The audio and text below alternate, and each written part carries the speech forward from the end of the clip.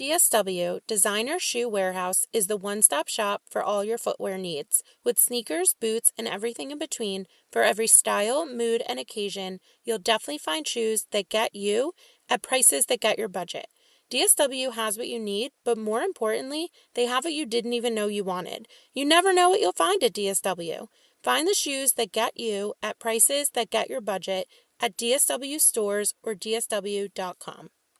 And then the second thing that I would say about these troubling times is that I think we really have to move out of these places that I think we all kind of went to of moral outrage and moral compartmentalizing and picking a side. And we have to instead go, okay, what is within the circle of my own control? You're listening to Make Some Noise podcast, episode number 706 with guest Kate Swoboda.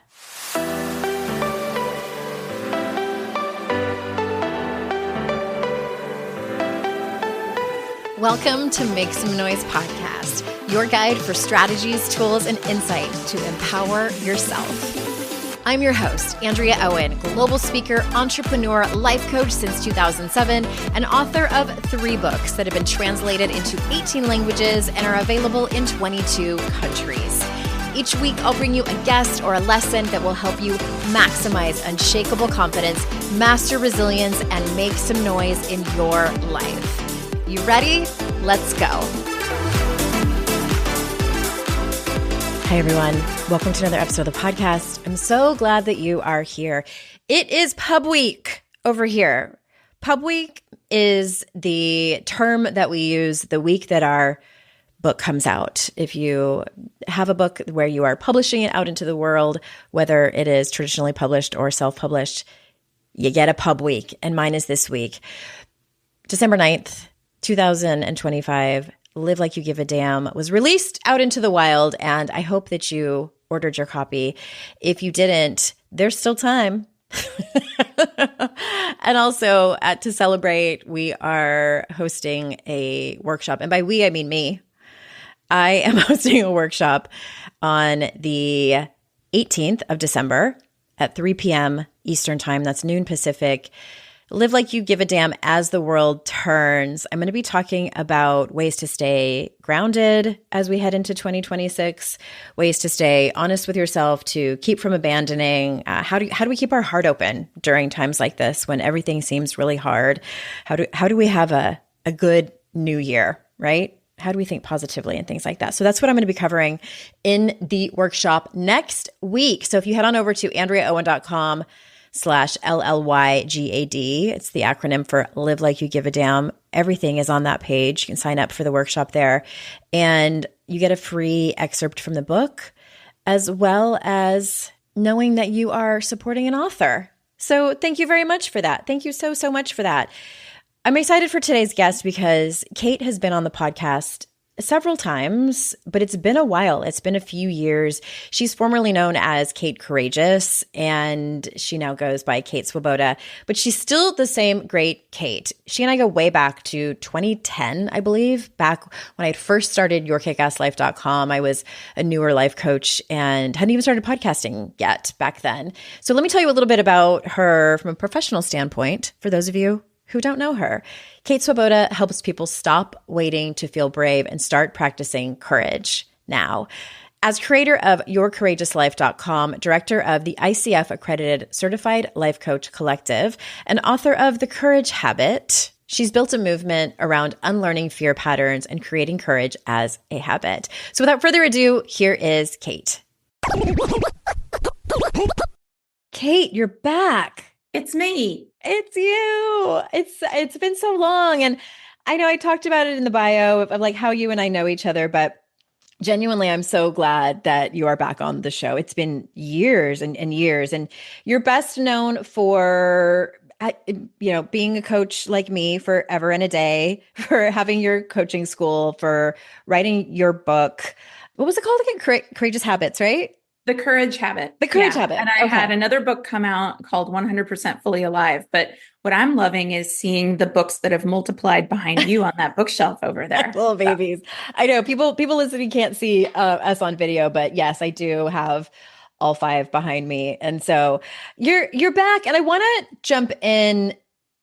Like, let's, I love to jump into the deep end with all of my guests. And so I want to not ignore the fact that we are recording this in, where are we? November 2025. This is not going to come out for a couple months, but I'm assuming a couple of months from now, things have not really changed in the world. And as the world is experiencing some intense things right now, can we talk about how we as people walk that line of acknowledging that the world needs to change, that there's atrocities happening, without getting pulled into the emotional and negative impact that can give us? Do you know what I mean? Like there's a line I think that we kind of tip over into, and it's sort of like once we're over there, it's hard to come back from that. Yeah, I think that there is a kind of parasitic undertow that can happen. Mm-hmm. I mean, everybody who is listening to this podcast has probably read all the news headlines and things like that, right? Like we're the first human cohort in history that has been bombarded with this many breaking news, notifications. And then now we're also fighting misinformation and things of that nature. And I really think that when I'm having a day where the news headlines have me pretty freaked out, there are kind of two things that I think about. One is that we just don't know. And I'm going to go back to the pandemic days. Remember when the pandemic first started and it was like the United States is going to collapse economically. Mm-hmm. It takes at least 5 years to develop a vaccine, and it's going to be even longer to develop one. Yeah. We have no guarantee there. And that is not what happened. Now, do not get me wrong. Do not misunderstand what I just said. There are a lot of things that did not go well, that could have gone better, that are still after effects of the pandemic. I am not at all glossing over that. What I am saying is you just don't know. Yeah. We just don't know. And then the second thing that I would say about these troubling times is that I think we really have to move out of these places that I think we all kind of went to, of moral outrage and moral compartmentalizing and picking a side. And we have to instead go, okay, what is within the circle of my own control? And literally, if I'm having a day where I realize, oh, I've been doom scrolling, because it's not like anybody sits down at their phone and goes, let me doom scroll right now. For right? 2 hours. Yeah. Mm-hmm. Yeah, we're like scrolling, and then suddenly we realize, like, oh my God, this is really heavy. It's quite literally, if you need to, taking a piece of paper and putting a circle on it, and what is within the circle of my control and what is outside the circle of my control. The reality is that you and I cannot directly, like flipping a switch, change the shenanigans that are happening with this administration, or the genocide that's happening in the situation with Israel and Gaza, or any war that's really going on anywhere. We can't do that. So what can we do? What is within the circle of our control? And it's also going to what is within the circle of my capacity. Because the reality also is that Yes. I cannot care about all the things equally.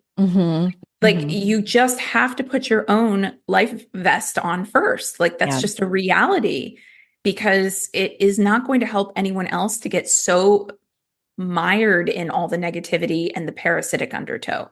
Now, those are just two perspectives that I've shared, but I think the rest of it also has to do with how we survive these times, is a lot of, nervous system regulation. And to me, that is the work of courage. Yeah. So a lot of times people talk about, oh, well, if you want to be courageous, you just feel the fear, you just do it anyway, just move forward, all that. My definition of courage all these years has never changed. It is, you feel afraid because you're not going to get out of that part.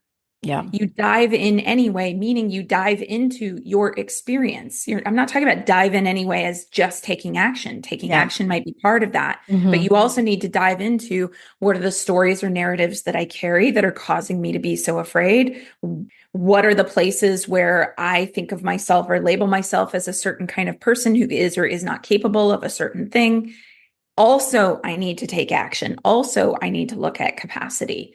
And then transforming. That's the third part. Because if you do the first two, you're always going to transform, even if it's just an inch. If you feel what the truth of your fear is, and then you dive into your experience fully, and attend to yourself somatically and attend to yourself around the narratives you carry and attend to yourself around accountability and taking action and making commitments, you will find that there's some kind of inch of transformation. Yeah, there's growth there.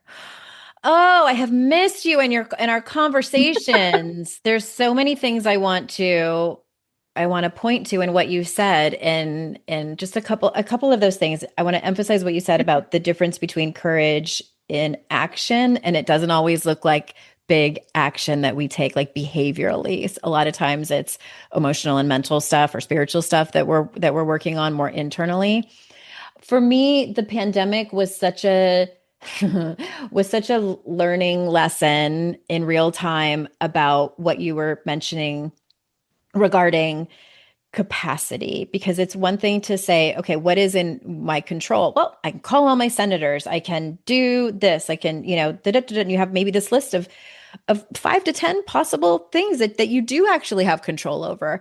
And maybe all 10 of those are so overwhelming to you at the moment that you just don't have the capacity to do any of them.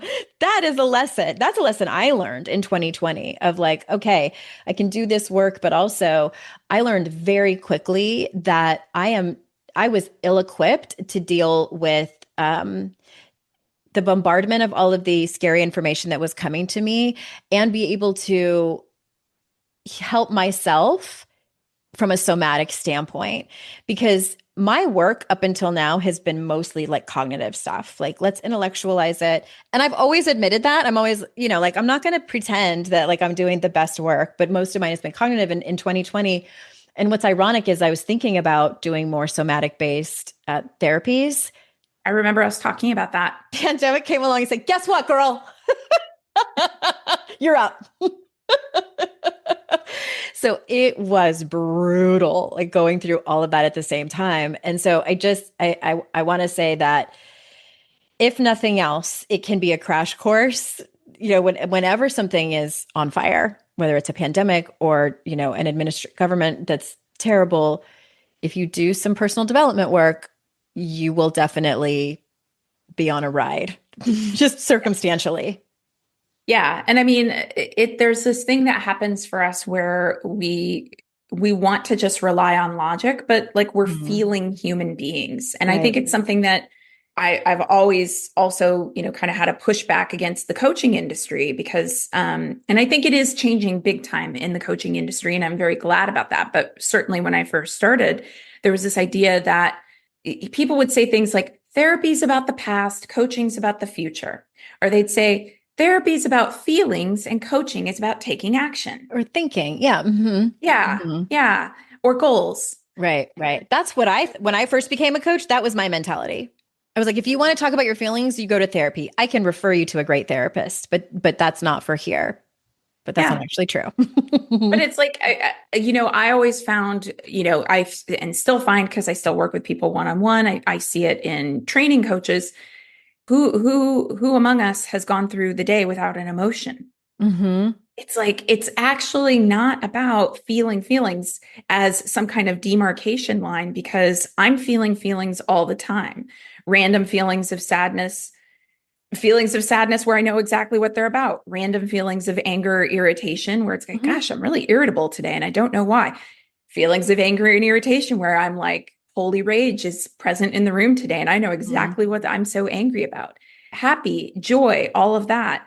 These are all things that we feel. And I think that what we need to be doing with our emotions is processing them, or I call it when I train people or talk about this, metabolizing emotions. Yeah. In the same way you eat food, you metabolize it for energy, meaning you take the part of it, the food that's valuable, and you release the rest. And that's it. And so I think that when we get into, I think there's a place where first people start by acknowledging and feeling their emotions. They're like, okay, I'll feel them. And then they're like, oh, but what do I do with them? And then that's a little scary. So you clamp down on it again. What you do with them is you actually release them in ways that are healthy, and you don't take them out on other people, but you essentially, quite literally, if you need to, cry, punch a pillow. Angry journaling. I lift weights. I love the feeling of lifting a barbell over my head and just dropping it. And there have been many days when I knew that I was really agitated and I was like, okay, so I'm taking a medicine ball or I'm taking a barbell. It's over my head. It's getting dropped to the floor. And Yeah. it's very satisfying, I have to say, to do things that way. It can be like once you figure out what your quote unquote exercises are, it doesn't always have to be an actual exercise. It's life changing. It really is life changing. Like once you figure out how you work best in terms of processing, metabolizing emotions. I call it alchemizing. Same, Yeah. same. Yeah. Okay, so speaking of a messy world, what are the things that we need to do regularly? And I'm assuming it might be what we just talked about that we need to do regularly to build our own resilience and to build our own courage in this messy world that we're living in.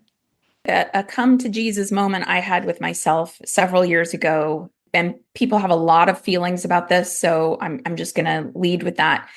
I needed to get really accountable about how I was handling the basics: sleep, exercise, meditation, or time for stillness, whatever you want to call it, creating space for fun, for play.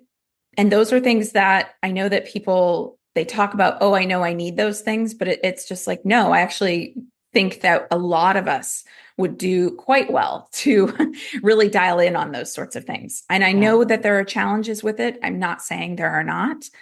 If you look hard enough, and I, guilty as charged, have found myself on the PubMed website, which publishes a lot of free clinical peer-reviewed studies. If you look at some of those options, if you go on to even ChatGPT, I know that there's AI slop, but it can pull some decent research. You can often find ways to make some of those areas of your life better. And I know that that sounds like a really annoying thing to say, but I will tie it to some research that I did. Little known fact about me, I was in an MFT program, or a marriage and family therapy program. And I actually had an assignment that blew my mind. It was a research paper I needed to write on antidepressants. And I ended up finding this study that showed that they put some people on antidepressants and they put other people on a protocol of sleep, exercise, and just basically eating healthfully, eating more vegetables. And the people who followed the protocol massively outperformed those who were on antidepressants. Now, again, people like to pick up sound bites. It's the internet. The internet is unmatched with not taking nuance and critical thinking into account. So this is the part where I need to make sure I add. I am not saying quit your antidepressants. Yeah. I'm not saying antidepressants are bad. I'm saying antidepressants are one tool. Exercise is another tool. Dialing in your sleep is another tool. And sometimes the choices you got to make to dial in some of these things are a little painful. I mean, I quit caffeine. I never thought I'd do that. It was really hard to do. My sleep is off the charts better ever since I did. So, like, I'm not saying if I could do it, you could do it. I'm not saying everybody has to quit caffeine. I'm saying whatever you need to do, the person listening to this, to dial in those things, make sure you're doing them. Yeah. Next thing that I would say for like surviving this messy world, though, is a relentless kind of reframing. Like, it really has to be listening to, what is my internal dialogue? Where do I catastrophize? Where do I make it an, oh no, this is going to be the end, etc. I mean, we're even seeing it in real time. The news headlines come out about some new policy or executive order. A month later, a judge shoots it down and it doesn't actually go into effect. Again, I'm not saying that we aren't under assault in terms of our basic human rights in many cases. We are. And the roller coaster, the stomach flip, giving the power away to the news headline, that's the place where I encourage people to go, hold on a second. Let me not go into a narrative that all is lost here, because I just don't know. That last part that you said about the news headlines, I started to, a reframe, or maybe rather a metaphor. I started to look at it as, it's as if, do you remember how we used to get in trouble for tattletaling? Like if there was a kid that was like a relentless tattletaler, that's how I look at the news headlines. It's as if some annoying person is running into my house every 5 minutes, shouting the latest rumor that could possibly happen, that someone allegedly did and then leaving. And then I'm reacting to it, and I'm throwing papers up in the air and like figuring out my whole life in accordance to this one bit of information. And then 5 minutes later, it's something else. Like when I looked at it like that, I'm like, okay, well, is there a better way for me to find out this information than like allowing this person to come into my house? I just started looking at it from that way, and it helped me to not take everything so seriously and think of everything as an emergency. Yeah, and especially in this age that we are entering now with deep fakes and news that's AI generated that is incorrect and things of that nature. I feel like this is a skill that we all need to develop, that we need to be teaching our children, which is about non-reactivity and not making assumptions or going down a particular rabbit hole thinking this is what it will mean when we don't yet know what it'll mean. Let's pause, let's hold on, let's have healthy boundaries, which is what I hear from you. I personally, same feeling about notifications. I don't have any notifications on my phone. My phone is on silent 99% of the time. And, it's just, how do we sort of take accountability? And that's not me finger wagging. It's me saying, I think people who are listening to this podcast, they want to live better lives. They want their nervous systems to be regulated. Let's take accountability over the things that we can control, because there is a lot of scary stuff out there that we can't control. But this one, whether or not you have notifications on, this one, how long you're going to go down a path of disaster mentally when you read a news headline, this actually is in your control. Yeah. Yeah, for sure. We need to take a quick ad break. When we get back, I want to ask you about people who feel stuck in overwhelm. So we'll be right back. This show is sponsored by MIDI Health. Let's be real. Midlife healthcare for women, historically trash. If you've been told like I have, it's just aging or you'll be fine when you're not sleeping, you're sweating through your sheets, or feeling like a stranger in your own body, you are very much not alone. Even today, 75% of women seeking menopause or perimenopause care are left untreated. That's not okay. But there's good news. It's time for MIDI. MIDI is a women's telehealth clinic founded by experts in midlife health, and they actually listen. You get one-on-one, face-to-face care tailored to your unique needs. And they're the only women's telehealth brand covered by major insurance, making expert care accessible and affordable. From hormone therapy to weight loss support and lifestyle coaching, MIDI has your back. Ready to feel your best and write your second act script? Visit joinmidi.com today to book your personalized, insurance-covered virtual visit. That's joinmidi.com. MIDI, the care women deserve. You know how the holidays sneak up on us every year? Suddenly it's December, people are coming over, and you're looking around your house thinking, okay, what else needs a little glow up? Or maybe you're like me and you still need gifts for half your list. This year, Wayfair has honestly been my lifesaver. They've got everything: bedding, decor, all the last minute things you don't realize you need until you need them. One of my favorite pieces I've ever gotten from Wayfair is this little mirror that has a whimsical yellow frame.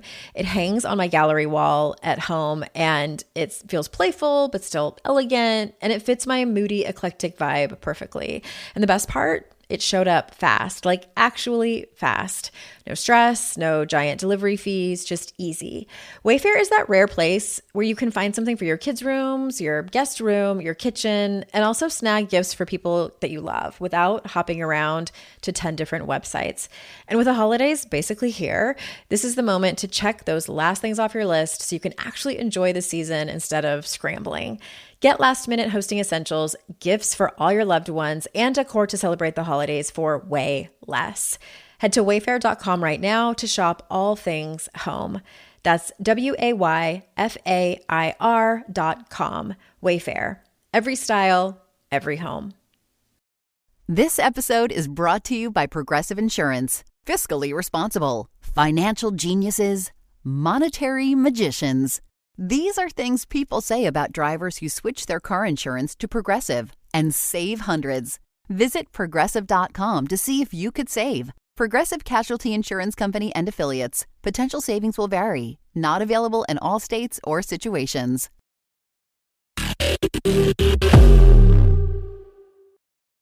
Okay, we're back.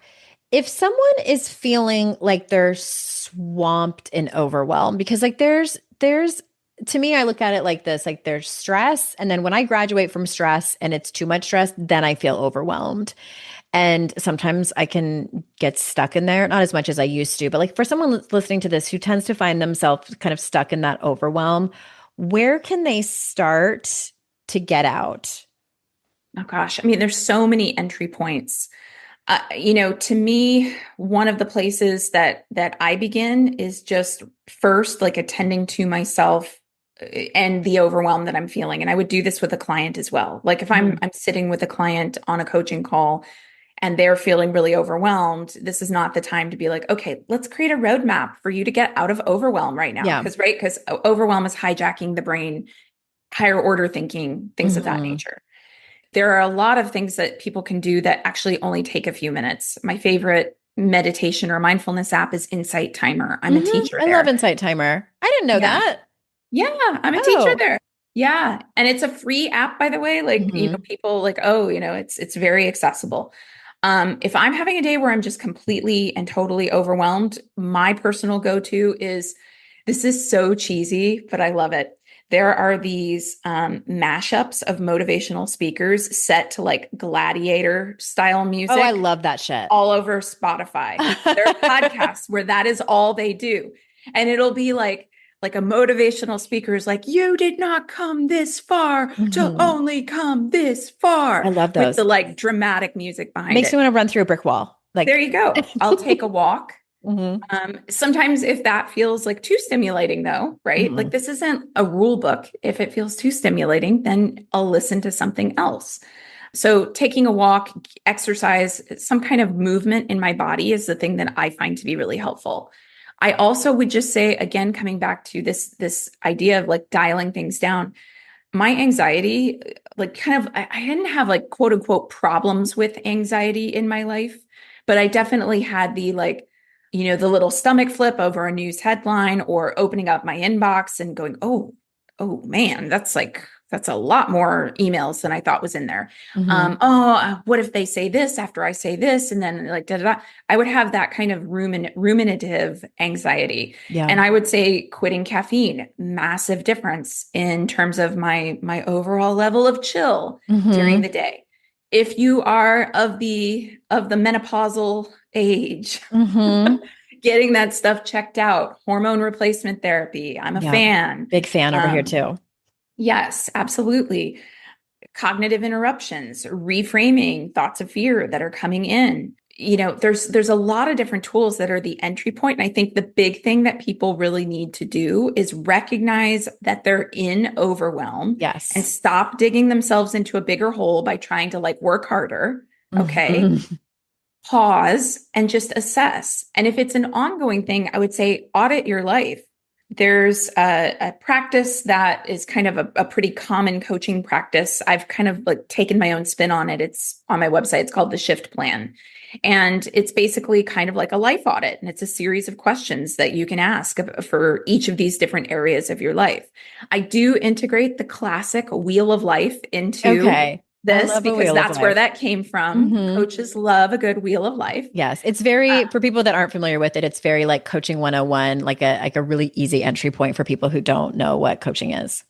Yeah. And I like it because it's very visual. You fill in the little pie slices on the wheel and you can see really quickly where things are out of proportion. Yeah. But essentially, like if you feel like, okay, I need a hard reset here, it's time to audit your life. I really, in the past couple of years, after being somebody who was just for a long time, very like, I'm just like whimsical and creative. And I like being spontaneous and my life has really become about structure. I schedule. There was a time where it would have been like scheduling in time for fun. Who wants to do that? That's like kind of lame. Now it's just like, no, the fun gets done that way. The fun, like I create the space for it. I don't feel pinched. I don't feel tight. And my life tends to proceed in pretty much the same way every day. I wake up at 5 a.m. From 5 a.m. to 7 a.m., it is Kate time, which means that I basically have 14 hours a week, almost a part-time job of time to meditate, visualize, journal, write fiction, do things, really fill my cup before the day even begins. 20 years ago, this was like, oh my God, that's so boring. It's so rigid. It's like, I'm just not the kind of, and I had the whole story of I'm not the kind of person who can. Yeah. No, I had to learn it. And then I go through my day and I do my work day and I end my work day with CrossFit, weightlifting, or running, same time every day. And then I have dinner and then I spend time with my family. Yeah. And that's a life that I find there's hell of a lot less drama. It's a lot simpler. It makes scheduling easier.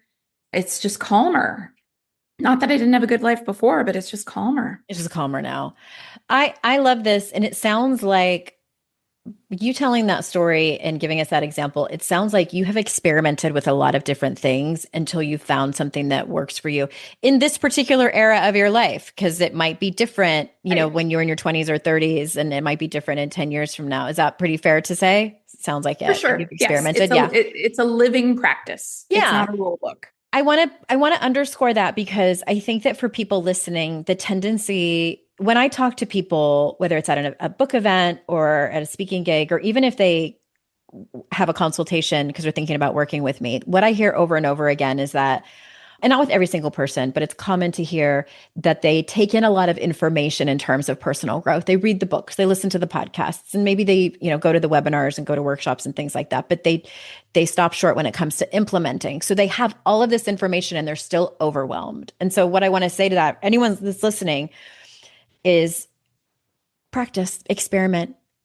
Look at it as just collecting data and not like, okay, I need to try this one thing and it's going to work. And if it doesn't, then fuck it. Like, it takes a minute sometimes to figure out like what is the best practice for you. It did that for me. I've spent the last 5 years, like when I got taken down to my knees over the last 5 years in terms of divorce, pandemic, just my health falling apart, all of the things. I was forced to do what you were talking about, like try different things to make it work. And I found some things for me. It looked like plant medicine, not every day, obviously. But like in terms of like my therapy, it looked like making sure I walk every single day. I have not cut out caffeine, but that might be on my list to experiment with. But like even those things have like reframing. Those things have significantly reduced my overwhelm and stress. I just feel a lot more peaceful now than I did 5 years ago, even though my circumstances haven't changed. Some people would look at my life and be like, girl, your circumstances are worse in 2025 than they were in 2020.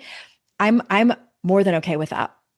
Yeah, well, because you're speaking to the truest kind of courage. There's a lot of, still left over. And I think the podcast bros have been the ones making sure that this dies a very slow death of like, you just get in there and you're courageous, you go after your life and I'm all about it. Like if somebody wants to climb Mount Everest and that's what they want to come to coaching around and facing their fear around that, cool, we'll do that work. But I really believe that, and these are things that I talked about in the courage habit, you're talking about you don't want to have a life that looks good on paper, but that doesn't feel good to live. Right. And what I say is that the greatest courage any of us will ever practice is the courage to allow who we truly are on the inside to be how we actually live on the outside. Mm-hmm. It's the merging of those two things. Yeah. And I think too, that a lot of times what happens is if you don't provide the container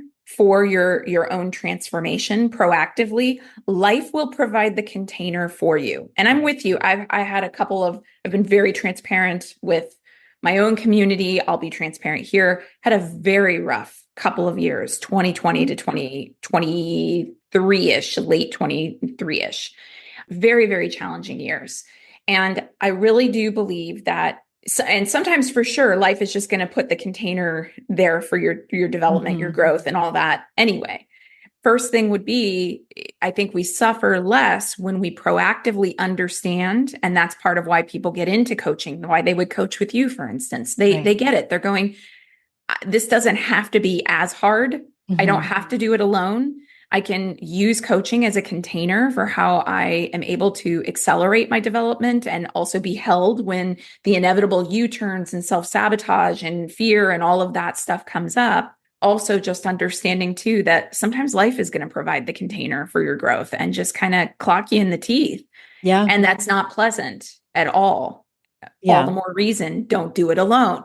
work with someone to get that support. Yes. Use all the tools, try different things. Yeah. Okay. I agree with all of that. We need to take one more ad break. When we get back, I want to ask you one more thing about something that I see that happens a lot with my clients. We'll be right back.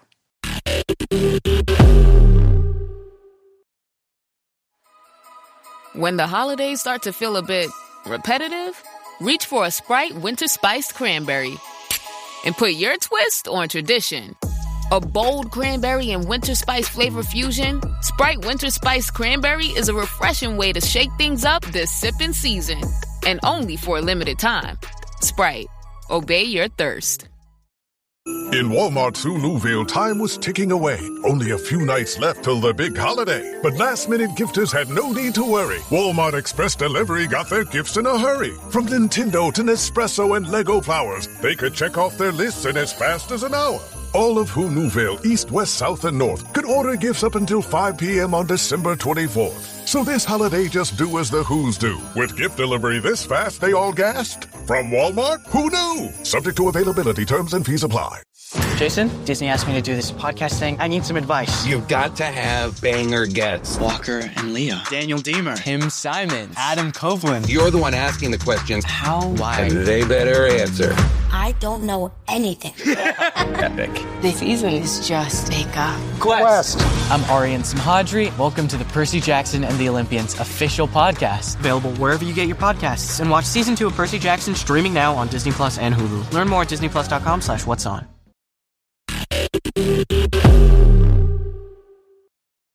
Okay.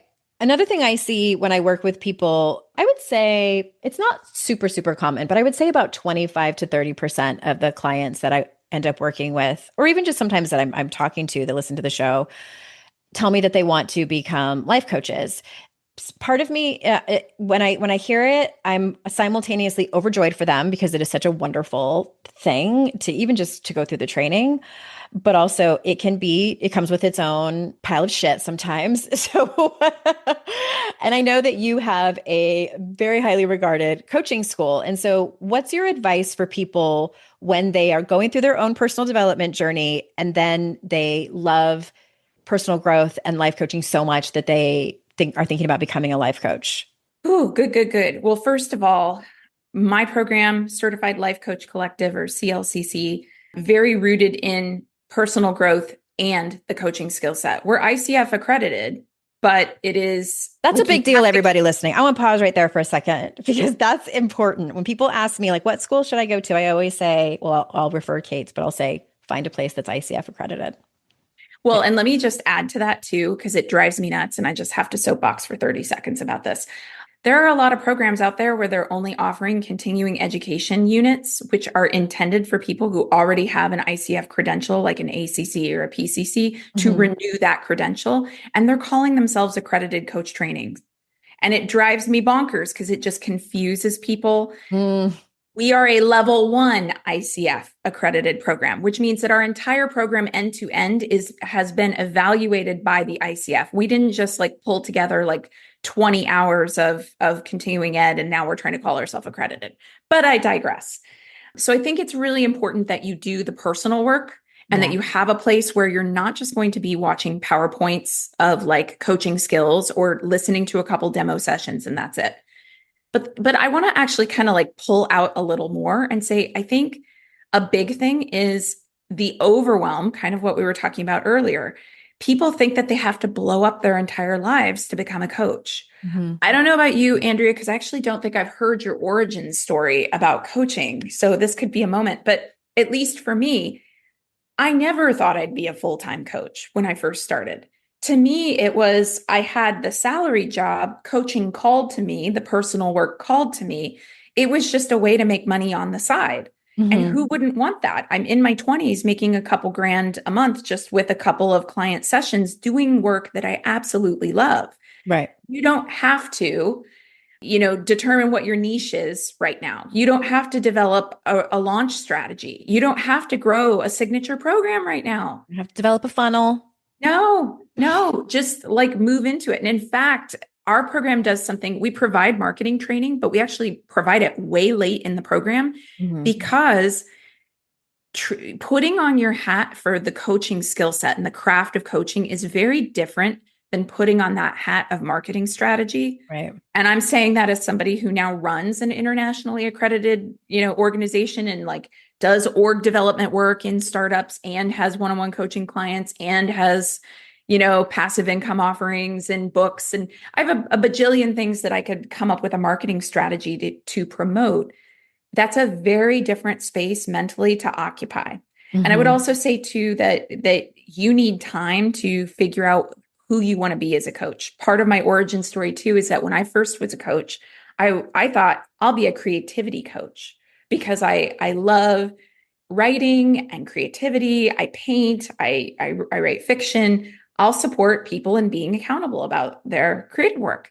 And I had my first few clients, and what I found that fascinated me the most was the fear, the doubt, the hesitation that they were going through and how to support them. And then here we are, right? So I went all the way through coaching training, booking clients, thinking I'm going to be one kind of coach. And then it turns out I need to pivot in a different direction. So we've seen that with a lot of our graduates, that how they think they'll coach when they first graduate might even be different. So that's why I think marketing is the long game. Don't think you have to blow up your life. You don't have to quit your job. You might want to, but you don't have to quit your job and lose your main source of income. You don't have to have it all figured out. I agree with all of that. I don't even know if I have anything to add, but I'm sure I'll find it if I keep talking. Well, can I ask you your coaching origin story?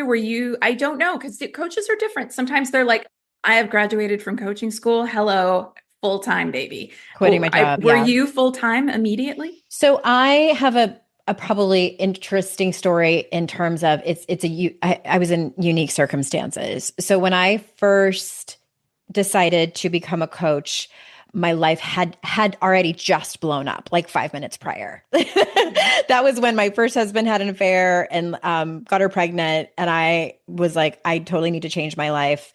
Actually, it was about 9 months after that, because then I had the really bad relationship my life was messy already. And then I decided, because it was something I had known about previously and was interested in, but my plan looked different in terms of getting there. But like when I was on my knees in 2006, I was like, you know what? I think I'm going to start this new career. I was like, and I honestly had my head up my ass a little bit. And this was 100 years ago in terms of the internet and just like how much the industry has grown. Like back then it was not what it was today. And so I got my training, and during that time was right around when I met my second husband. So it was all brand new in that, and I was a mom during that time. So my origin story looks more like I was a stay-at-home mom transitioning from corporate to being a stay-at-home mom. And then it was like, oh, I'll just do this as a hobby first. And then hopefully it grows into something bigger, which is what it did. But that came also with its own host of problems, because there I was in a brand new marriage and neither of us knew what this industry or career looked like. So he was like, are we going to be a dual income household or not? And I'm looking at him with big eyes like, I sure should hope so, but I don't know. So it was hard for him to support me with this like ambiguous goal that I had, like that I couldn't even see. So that's kind of like what mine was messy. But I think back, like if I would have been in a corporate job at the time and then found coaching, I would have thought that I needed to blow it all up and like completely quit my job and, make more money with my coaching salary than I did at my job. Those were the goals I probably would have had back then. And there's so much predatory marketing stuff out there. It's bananas. Worst. I mean, they're like $20,000 marketing masterminds. Get 5-figure clients with no marketing. Like those are the ads I get fed. I'm like, fuck you. And then also too, like any of that type of stuff. And that's one of the reasons why we provide marketing training with our program, because we know that as soon as someone basically says online, I'm going to be a coach, there's going to be someone who's like, well, then, sign up for this, sign up for that. And it's like, no. I mean, quite literally, my husband is a website designer. He's a design director, actually. And even I asked him once, I said, do you think a coach who's like new should like go like spend a bunch of money with a proper web designer and get their brand built and their website? He's like, no, like you don't know anything about what you want to do. Also, side note, those people tend to make the worst clients because they want to change everything 6 months later. And I don't mean that in a bad way. I just mean like it's like, look, here's what I'm going to pivot to as the takeaway. Whether you have your jobby job in place and you become a coach like I did, or your whole life is blowing up and you become a coach like you did. Essentially, I think it's safe to say that for both of us, that we did not know we were going to arrive here all these years later. I became a coach in 2006, and it, like, my jaw kind of dropped the other day. I was like, oh wait, 2026, 20 years. What?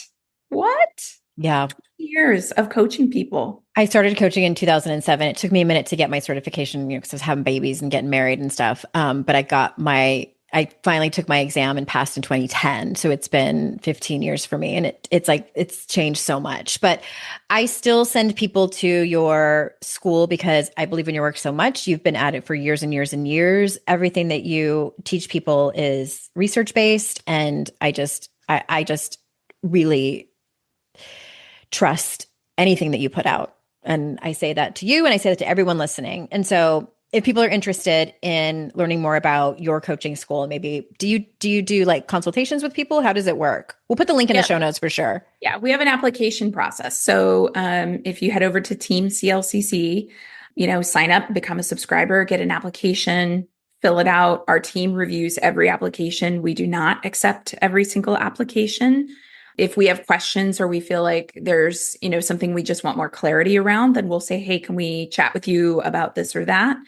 And then we get started, and we start every year in January, and people historically have even signed up with us like April of the year before. So we give them a pre-session jumpstart course, which is like an asynchronous self-paced course that they can do. Oh, nice. So, it's been a really great ride. We get a lot of people, like some of them who are going, I don't even know if I want to become a coach, but I just want the mastermind and the personal growth part of it.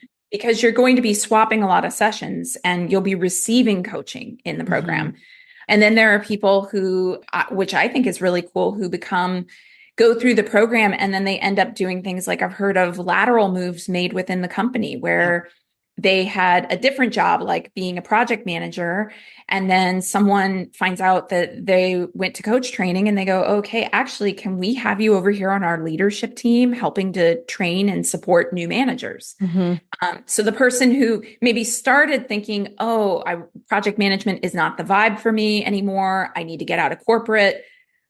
Actually, it turns out they've got like a job that's basically waiting for them. Yeah. When people find out. So it's really cool. And then also too, I love the fact that, Ezra and Lyra and these other coaching conglomerate organizations now basically do the work of finding the clients for you and then saying, come on over. So yeah. And I'm with one of those, and it's been great. I wish they paid their coaches more, but they don't. But thank you for all of that. And of course, Team CLCC, the links will be in the show notes. We'll also put a link in for Insight Timer as well. Anything else that you want to say in order to feel complete before we close up? I think the thing I'd say is that just generally speaking, when it comes to living your best life, we always think we're going to have more time. I know you've lost a parent. My dad is in his marginal decade. That's very challenging. We've all just survived a pandemic together. If you're listening to this, you survived it. We just don't know how much time we have. So whatever it is that you're wanting to shift in your life, you're going to be afraid doing it. And the practice of courage will change your life. Absolutely. Put that on a t-shirt. The practice of courage will change your life. Thank you, listeners, for being here. I know how valuable your time is, and I am honored and grateful that you choose to spend it with me and my guests. And remember, it's our life's journey to make ourselves better humans and our life's responsibility to make the world a better place. Bye for now. Hey everyone, thanks again for listening. I would be so incredibly grateful if you haven't done so already, if you could leave a review of this podcast on Apple Podcasts. Super easy if you already listen to your shows over there. But if you don't, or maybe you have the app on your phone, but you listen to the show on a different app, if you could leave a review for this show, it matters so much. I wish I could express how much it matters. I also wish that it didn't matter so much, but alas, it does. So if you haven't already, please go review and rate the show. It would mean so much to me. And thank you so much. I hope you have an amazing day.